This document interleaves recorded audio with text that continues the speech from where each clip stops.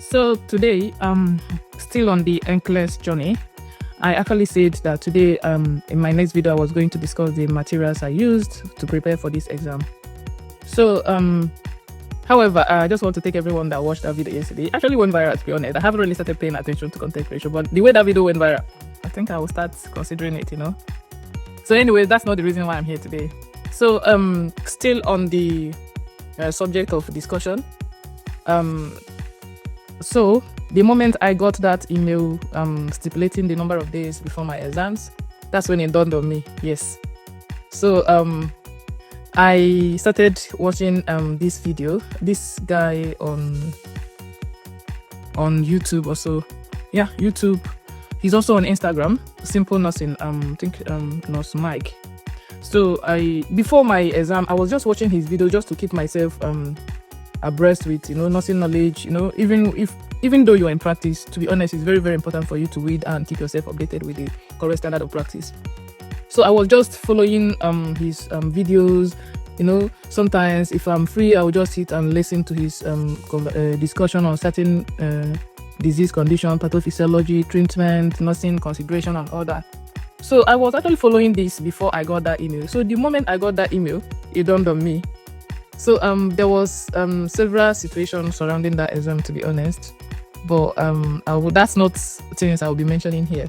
Yeah, so I got my ATT to test, and I actually chatted some people to know the time frame they used to prepare for the exam. Some are telling me, oh, you need like 3 to 4 months on this without any distraction and all that.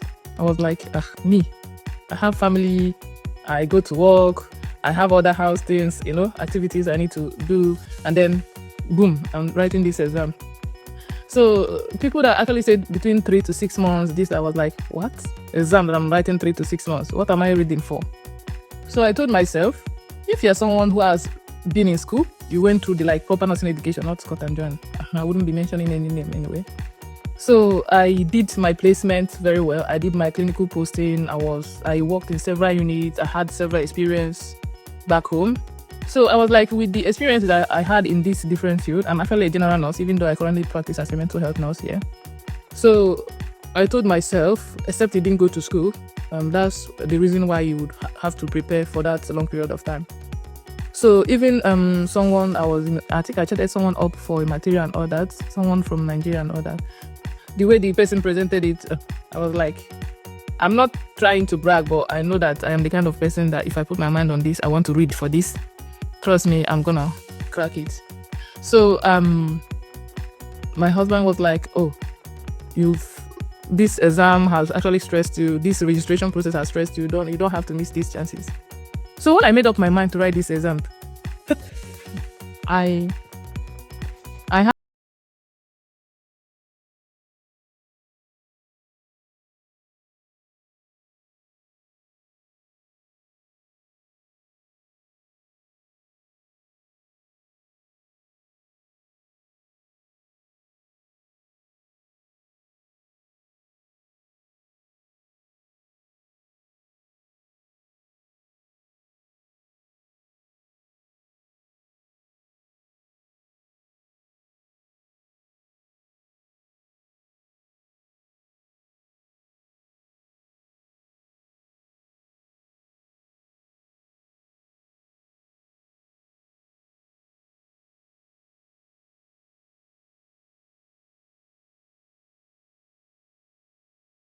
will watch this video till 5:30 before I start preparing the children for arranging their things for school again.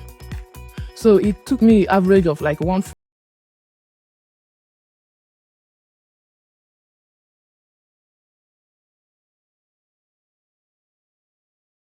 YouTube.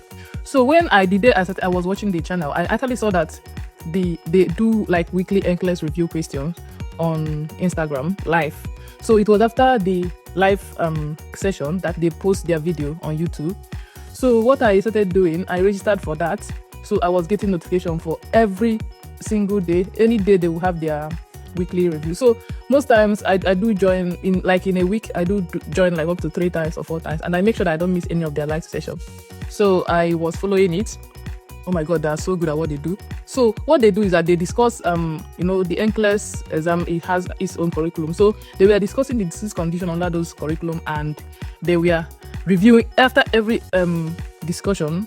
They review questions under it, like each of them like up to 10 questions. So take for instance, in a week, if you join like up to 4 sections, you are practicing like up to 40 questions.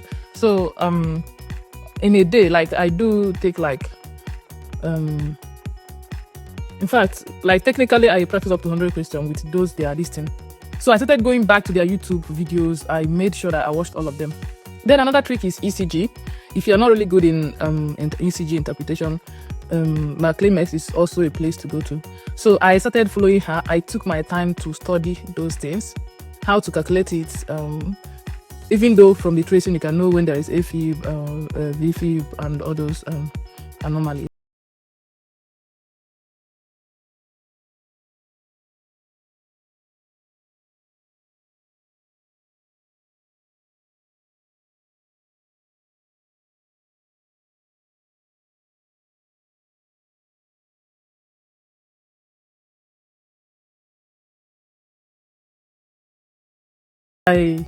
I took my time to study those materials, and when I became very confident, I was able to. There is no question on ECG I couldn't answer at that time. However, during my exam, I just saw 1 or 2 questions. The most important is prioritization and delegation, to be honest. If you're able to hack tricks of prioritization, follow Dr. Sharon and you would. To be honest, I didn't buy any Q bank. I didn't buy any single Q bank. Like I said, what worked for me may not work for another person. I used mainly audiovisual for that exam, and it helped me. And like I said, if you have been in practice, it's also a good one. So that was how I prepared for the exam. If you're able to hack that prioritization, you've solved 50% of your problem. The other few questions I got was mostly endocrinology, Cushing and all that. One thing about Nclex is that it takes you back to the clinical, what you see on a real life, not just